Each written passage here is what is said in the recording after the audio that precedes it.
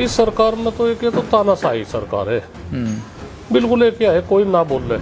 खेती करने को किसान तैयार नहीं, हमारी या युवा पीढ़ी आज ये इस तरह तो बर्बाद हो गई। कह रहे भाई जब खेती में कोई बचत नहीं, हम खेती क्यों करें।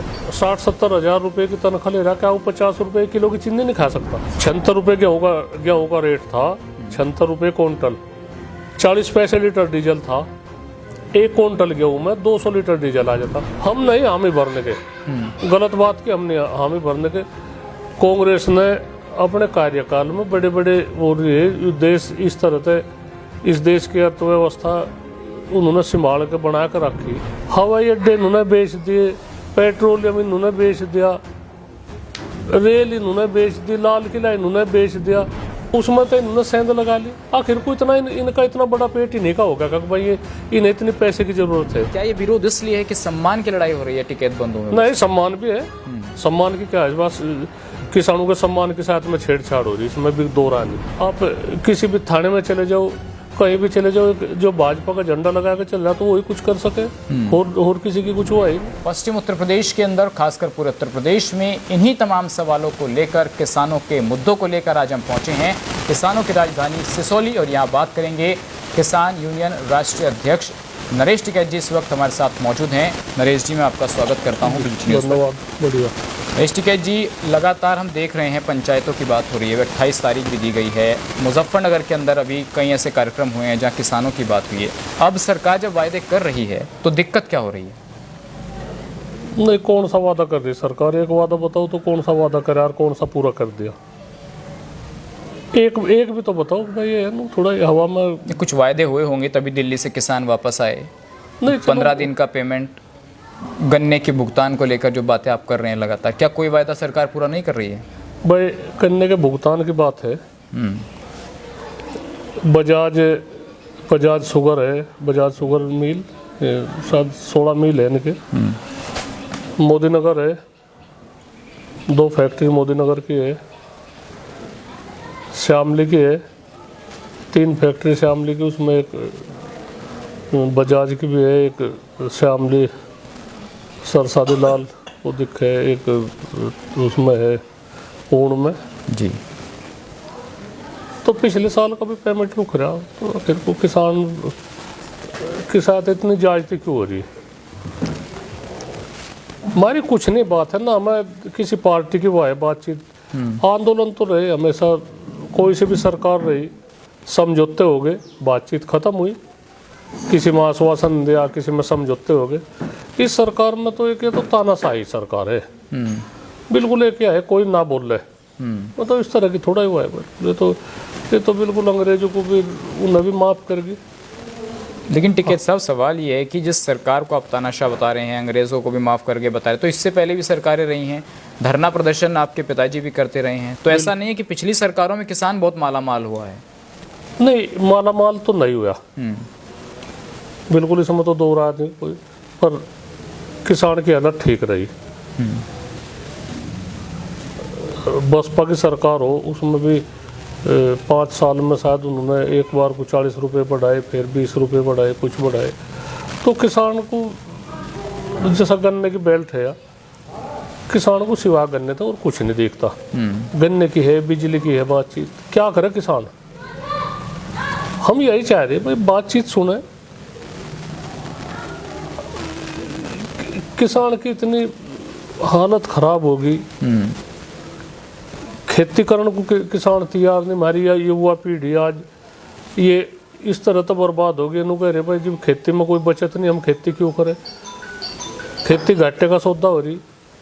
तो हम यही तो कह रहे बातचीत भाई, आज हमारे यहाँ युवा इस तरह से भ्रमित हो गया, अगर खेती में कुछ रोजगार मिले, ठीक रहे, 2 रुपये खेती में बने, तो हमारी जो या युवा पीढ़ी है शहरों की तरफ को पलायन कर रही।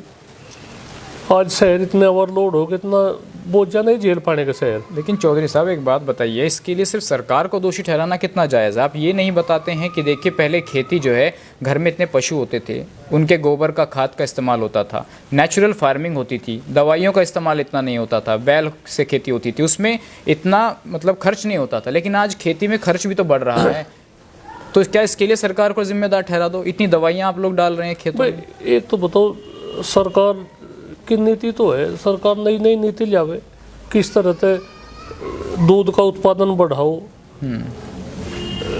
इसका दलहन की फसल है मैं करो, तिलहन की फसल है मैं करो। कम से कम सरकार ही तो बतावे भाई देश में इस चीज़ की कमी है, देश में इस चीज़ की कमी है, किसानों को उसे कोई बोनस के उस पर या फसलों का रेट है, रेट अच्छा दो, उन्हें कहो भाई इससे कम थारी फसल ली जाएगी। सिरसों का रेट है 9,500 रुपये क्विंटल, भी सिरसों का रेट, सिरसों बिक रही 9, 9.5, 8.5।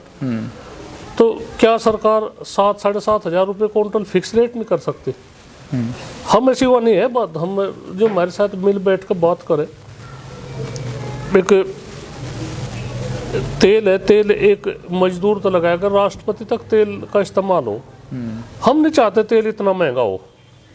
आज 200 रुपये लीटर इसका सिरसों का तेल है, 200 तो भी लेकिन ऊपर देखिए, आप तेल की बात करें चौधरी साहब, अब ये बताइए, जब आप कह रहे हैं कि सिरसों 10,000 रुपये क्विंटल खरीदिए, तो फिर सरसों का तेल तो 300 रुपये लीटर मिलेगा।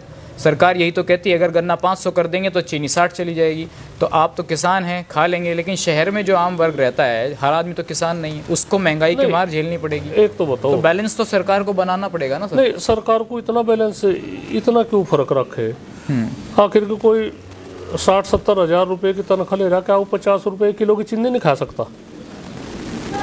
मतलब ये भी तो देखो, अगर कोई 60,000 रुपये तनख्वाह ले रहा, नहीं, शहरों में हर किसी की 60,000 तो तनख्वाह नहीं है चौधरी साहब, तो आप भी मानेंगे कि एक लोअर वर्ग ज़्यादा शहरों में रहता है, जो लेबर क्लास है, जो रिक्शा चलाता है। तो बताओ, उसकी जिम्मेदारी किसान की थोड़ा ही है, किसान की जिम्मेदारी थोड़ा है, उसे तो सरकार की भी तो जिम्मेदारी है। ये सरकार फ्री गेहूँ दे रही, फ्री चने दे रही, फ्री रिफाइंड दे रही, फ्री वो दे रही, क्यों? अभी देखिए, सरकार को आपने कहा फ्री दे रही है, तो सरकार आपसे 2,000 रुपये क्विंटल गेहूँ खरीद रही है, उधर फ्री दे रही है। तो ये जो घाटा है 1900 2000 का, जो 2 रुपये 3 रुपये किलो बिक रहा है, 1900 से ज़्यादा जो घाटा सरकार झेल रही है, तो वो कहाँ से आएगा? भाई एक तो बताओ, अगर मिल बैठ कर बात हो, 1967 में गेहूँ का रेट 76 रुपये क्विंटल था, 76 रुपये गेहूँ का रेट था, 76 रुपये क्विंटल, 40 पैसे लीटर डीजल था। एक क्विंटल गेहूँ में 200 लीटर डीजल आ जाता। अब एक क्विंटल गेहूँ में कितने लीटर डीजल होगा? एक उसमें ये ईंट है, जो ईंट है जिसका मकान बना हुआ है, 30 रुपये की 1,000 ईंट आ जाती जी, 2,500 ईंट आ जाती है क्विंटल गेहूँ में। आज एक क्विंटल में कितनी ईंट होगी? कम से कम ये भी तो वो आंकड़ा लगाओ। या महंगाई है, मान रहे महंगाई है, तो महंगाई किसानों पे क्यों थोपी जा? नहीं, महंगाई तो कांग्रेस सरकार में भी थी, उस टाइम इतने प्रदर्शन, इतने आंदोलन, समाजवादी की सरकार में चीज़ें नहीं देखने को मिल रही थी जो इस सरकार में देखने को मिल रही है। अजी एक तो बताओ, इसमें हम नहीं हामी भरने के, गलत बात की हम नहीं हामी भरने के। कांग्रेस ने अपने कार्यकाल में बड़े बड़े वो देश इस तरह से, इस देश की अर्थव्यवस्था उन्होंने संभाल के बना कर रखी, वो नहीं होने दिया। आज इन्होंने हवाई अड्डे इन्होंने बेच दिए, पेट्रोलियम इन्होंने बेच दिया, रेल इन्होंने बेच दी, लाल किला इन्होंने बेच दिया। इसलिए आदमी देखने, रिजर्व बैंक में तो जो हमारी रिजर्व कोष है उसमें तो इन्होंने सेंध लगा ली। आखिर को इतना इनका इतना बड़ा पेट ही नहीं का होगा कि भाई ये इन्हें इतनी पैसे की जरूरत है। तो टिकैत साहब, क्या ये विरोध इसलिए हो रहा है कि आपको टेबल पे बुलाया नहीं जा रहा है, कि बैठकर बात नहीं हो रही है? लेकिन राकेश टिकैत जी कितनी बार अपनी टीम को लेकर केंद्रीय मंत्रियों से मिल चुके हैं, बात नहीं बन पाती है। क्या ये विरोध इसलिए है कि सम्मान की लड़ाई हो रही है टिकैत बंधुओं में? नहीं, सम्मान भी है, सम्मान की क्या है, बस किसानों के सम्मान के साथ में छेड़छाड़ हो रही है, इसमें भी दो राह नहीं। आखिर को किसान इस देश का अन्नदाता है, उनके साथ में इतनी वो क्यों कर रहे? किसानों में आप किसी भी थाने में चले जाओ, कहीं भी चले जाओ, जो भाजपा का झंडा लगा के चल रहा तो वही कुछ कर सके, और किसी की कुछ हुआ ही नहीं। मतलब किसान को सम्मान बचाने की भी बात है, किसान को एक अपने गुजर बसर करने की भी बात है। ऐसा काहे की बात? मिल बैठ कर बात करो, किसानों की दिक्कत है वह सुनो।